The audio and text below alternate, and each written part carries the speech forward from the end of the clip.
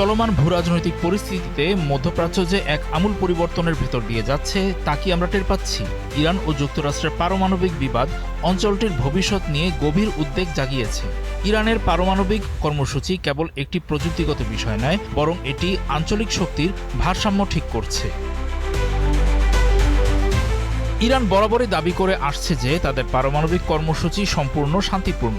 দেশটির জ্বালানি নিরাপত্তা এবং প্রযুক্তিগত সার্বভৌমত্বের দোহাই দিলেও আন্তর্জাতিক সম্প্রদায়, বিশেষ করে পশ্চিমারা, একে সন্দেহের চোখে দেখে। ইরানের সর্বোচ্চ নেতার ফতোয়া অনুযায়ী পারমাণবিক অস্ত্র তৈরি করা ইসলামী দৃষ্টিতে হারাম। তার উপর দেশটি পারমাণবিক অস্ত্রের বিস্তার ঠেকানোর চুক্তি এনটিপি স্বাক্ষরকারী দেশ।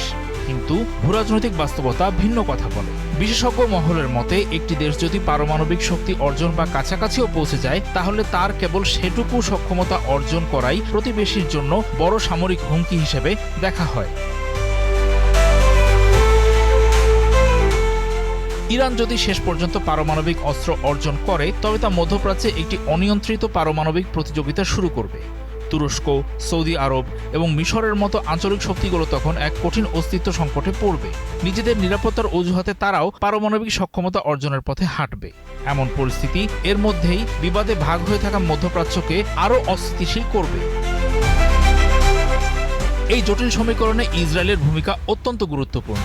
ইসরায়েল আনুষ্ঠানিকভাবে নিজেদের পারমাণবিক সক্ষমতা স্বীকার না করলেও কৌশলগত অস্পষ্টতা বজায় রাখে। দেশটির সাবেক প্রধানমন্ত্রী গোল্ডা মেয়ারের সেই বিখ্যাত ইঙ্গিতবাহী উক্তি, আমাদের অস্ত্র নেই কিন্তু প্রয়োজনে ব্যবহার করব, এটি কি বার্তা দেয়? এখান থেকেই আঞ্চলিক শক্তিগুলো নিজেদের সক্ষমতা বাড়ানোর যৌক্তিকতা খুঁজে পায়। ইরানের জন্য এটি প্রতিরোধ গড়ে তোলার অন্যতম প্রধান কারণ। পুরো পরিস্থিতিতে তুরস্কের অবস্থান এখন সবচেয়ে বেশি কৌতূহল জাগায়। ন্যাটো সদস্য একটি উদীয়মান মাঝারি মানের শক্তি হিসেবে তুরস্ক নিবিড়ভাবে পরিস্থিতি পর্যবেক্ষণ করছে। তুরস্কের জন্য পারমাণবিক অস্ত্রের প্রশ্নটি এখন আর কেবল তাত্ত্বিক নয়। রিয়েলিজম বা বাস্তববাদ অনুযায়ী একটি দেশ যখন নিজেকে সার্বভৌম শক্তির কেন্দ্র হিসেবে প্রতিষ্ঠিত করতে চায়, তখন পারমাণবিক সক্ষমতা তার কাছে হয়ে ওঠে নিরাপত্তার চূড়ান্ত গ্যারান্টি। তুরস্কের নীতিতে পরিবর্তন দেখা যাচ্ছে। 2000-এর দশকের শুরুতে এরদোয়ান সরকার যখন ক্ষমতায় আসে, তখন তারা ন্যাটোর পারমাণবিক সুরক্ষায় পূর্ণ আস্থা রেখেছিল। কিন্তু সিরিয়ার সংকট, কুর্দি ইস্যু এবং যুক্তরাষ্ট্রের সঙ্গে সম্পর্কের টানাপোড়েন থেকে তুরস্ক বুঝেছে যে সংকটের সময় ন্যাটোর মিত্ররা সবসময় পাশে নাও থাকতে পারে।